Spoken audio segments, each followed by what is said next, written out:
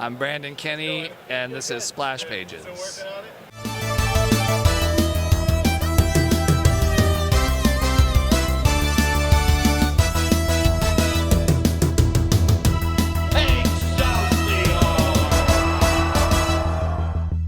Hey, welcome back to Terrificon. I'm Jar Jar Jeremy. We're hanging with Brandon Kenney here in Uncasville at Mohegan Sun.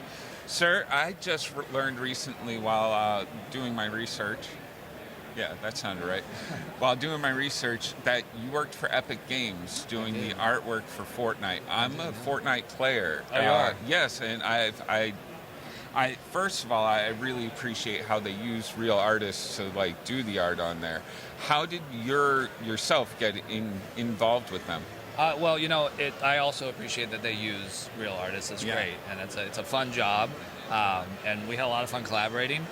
Like most jobs, it kind of came out of the blue, like an email from somebody who saw my artwork and knew who I was, and it's an email that says, "Hey, do you want to do some work for Fortnite?" And 90% of the time, you're like, "This is not a real email," but once you like do a little bit of research yourself and see, "Oh, this is legitimate," then you start to get excited, and that's was cool. Yeah. You did a few of the Star Wars ones. Yeah. What other ones? So the first one I did was an Indiana Jones one. Oh yes. He's flying in on the raft. Yeah, and that was a ton of fun. And then we did. See if I can remember them all. We did a Anakin and Padmé one, and then we did an Ahsoka one, and then we did a Poe Dameron one, and then the last one I did was a Back to the Future homage. Oh, nice. Yeah, to Drew Struzan's classic movie poster.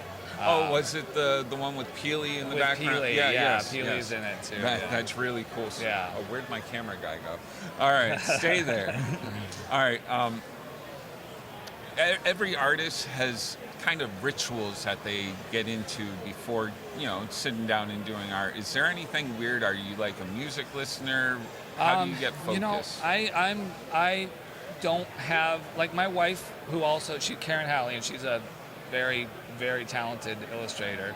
We work in the same studio, and she'll watch movies while she works. Like, she can sit, watch a movie while she works. I can't watch movies. I can barely listen to music. I can't listen to audiobooks. I have to just focus on my art. But so do you put on noise canceling headphones to drown her? No, I don't even out? do that really. Like, because we have dogs and we have kids, and so there's a lot of interactions that happen. So I can walk away from my art, but mostly I'm overly focused on just trying to do what I'm trying to do. I can't, like, the watching something or having any distraction.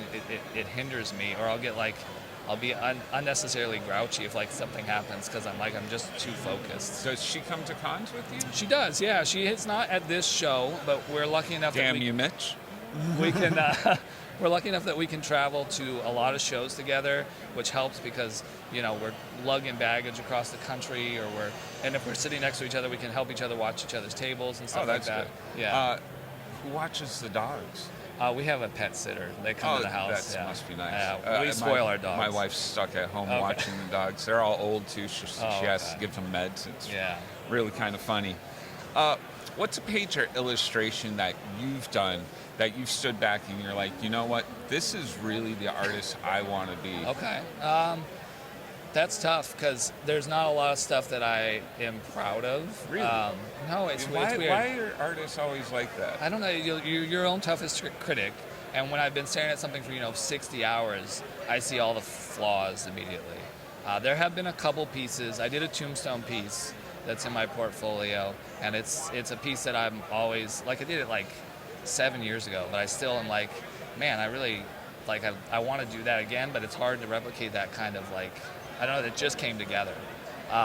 The second Fortnite piece that I did, the one with Anakin and Padmé, that's a huge, I'm proud of that one. I'm really proud of that one, yeah. I have my not safe screen, the screen before you go into the lobby set to that. Yeah. It's really incredible work. Oh, thank you.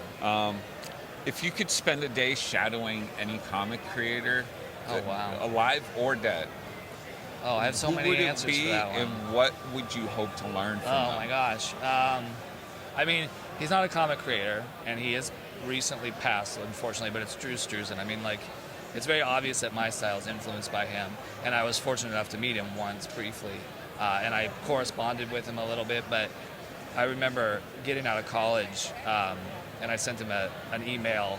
I didn't even know if it was his actual email. Yeah. But I'm like, if you ever need somebody to come wash your paintbrushes, just to stand over your shoulder. He was even retired at the time, and he responded and said, that's very sweet of you. I'm retired. No, he was listening. Yeah.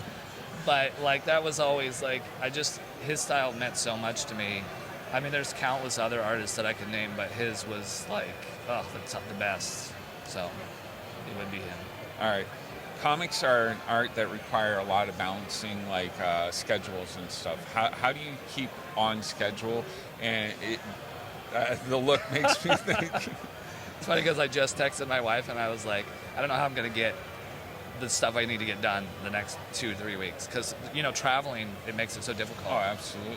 So like, yeah, and you got to ship a lot of stuff out. You do, but really, it's most people who order stuff or who buy commissions. They're very understanding if you're late or if you're.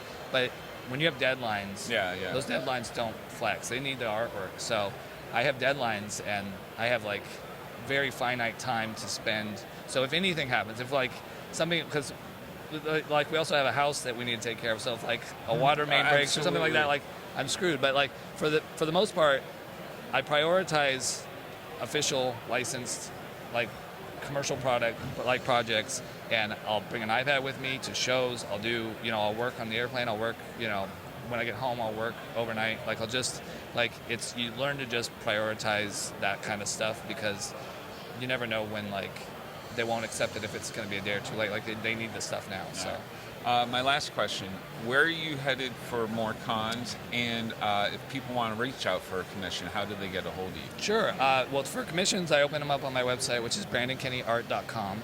And then you can also follow me on social media. I'll post there when I open up. And I'll be doing Dragon Con in a few weeks. That's a huge one. Granite State. Oh yeah, New York Comic Con.